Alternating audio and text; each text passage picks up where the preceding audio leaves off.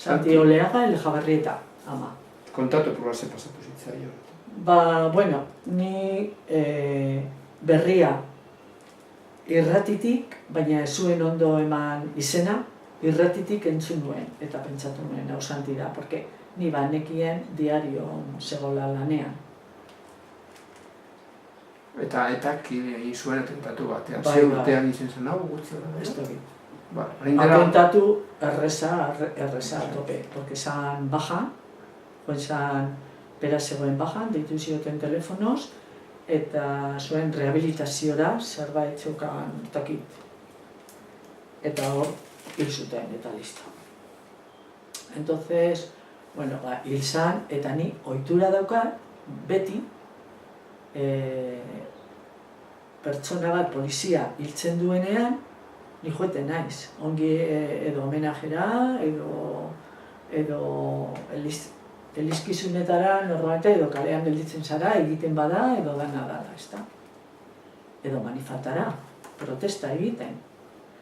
Eta kasu honetan, hil zan, eta gelditu nintzen, deitu zidan nire anaia, esaten, nire anaiari egin zioten ez da gizen bat elkarrizketa, esan zidan, pozik egon zeike, Gasteizen zagozela bizitzen, porque... Eta ama, miren, gure ama bizirik zegoen, eta disgustu hartu zuen, noski. Eta, bueno, bai ez da, sin más. Eta Imanole, esan zidan, Imanol, bere bikotea, esan zidan, Bego, ezara joango elizkizunera? Eta esan nion, ez, porque ez nuen hartu emonik. Ni gogoratzen dut, Santirekin autobus batean, ni Donostira bilera batera ni joala, autobusean ikusi nuen beste lagun batekin, eta Santi izan zion. Mira, esta es mi prima, es un poco rara. Santi, esan zion lagunari, es un poco rara, y le digo yo, oye, eso de un poco rara, vaya presentación, ¿no? Esan nion, eta gero ikusi nuen beste batean, ni filosofia fakultatera ninjoala, Donosti, porque zegoen itxialdi bat, Mariano Ferrer, ez dakizer, egon zan hor itxialdi bat, ez dakizeri buruz.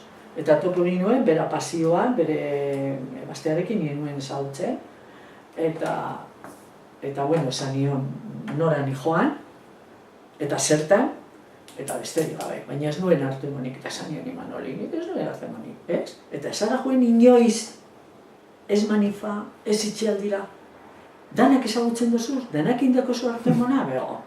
Eta esan nion, egia da. Bueno, horan gelditzen esan. Hola, gelditu za.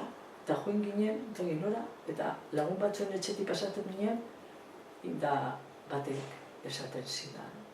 Sí, pero aquí estamos, que me dice, Bego, ese no sería tu hermano, ¿no? Y digo, no, mi primo.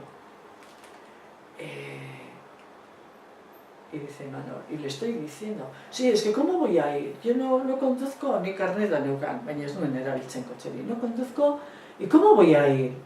Si no conduzco, Manolek esan zidan, ni eramango zaitu. Ez daukat arazorik, goaz Donostira funeralera. Bai, eta ez daukat arropara proposari joeteko ere, ni. Ez daukat arropa proposa joeteko. Ez dakit nola ningore kantzita, ez daukat arropa proposa. Eta, bueno, mesedez. Eta esan zidan nire laguna. Bego, no te creerás lo que estás diciendo, ¿no? Que no tienes ropa. No, tendría que ir a casa a cambiarme, te puedes poner ropa de aquí, si crees. Eta hori esan da, txakia zan, deskolokatuta nengoela, porque no era de los míos, o de los que yo consideraba los míos, o beto esan da, porque los míos, hay veces que con los que podían ser de los tuyos también estabas muy alejada. Baina hori, zan, ohituta geunden, que nos despidan, porque niretzat violencia da el que te despidan. Violentzia da ezberdintasuna, izugarrizko violentzia da. Eta, baina, violentzia ni ez nuen inoiz sentitu beste kaldetik, ulertzeko. Entonces deskolokatuta nengoen, guztiz deskolokatuta. Entonces joan ginen, eta joan nintzen. Joan nintzen de esa manera, ¿no? Porque inguruko jentea, errazoiak, ziren, a ver, mesedes, bego. Mesedes. Entonces, ni aitzakia bilatzen, eta joan nintzen, eta ni gogoratzen dut, kanpoan zeudela, Ibarretxe uste dut, eta batzuk. Eta asmoa nuen, paske berandu zan, justo heldu ginen jentea, ja Elizan sartzen. Honek kanpoan, estarían esperando a entrar los últimos para la foto. Eta asmoa nuen euren gana joateko. Esateko, a ver qué pensaban de la vida. Eta hipokritatak ez izateko, osea, arazoa konpontzeko eta listo. Eta ganera, unea proposa esan, porque esan nire familiar bat. Da, ez dakite doi Manolek esan zidan.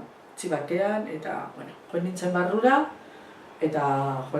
barrura, familitartekoak egon ziren, nozu agurtu nuen familikoak, nire linguzinak. Linguzinekin nik ez daukat harremanik ere ez, porque bizitza hain ezberdinak eraman duguz betik ez daukat harremanik. Eta hori, eta bueno, egon nintzen, eta gero posik, ezta? Eta gero atara nuen gutun bat. Baina esan nuen, me cago en la mar. Nola reazio, eske ez da normala bai, hor ikusten duzu gatazka bat, eta denboran luzatzen den gatazka bat, nola ze eragin, ze eragin du, zuengan ere, ezta? Baina bai, hola bizizan nuen eta postu nintzen pila bat joteaz.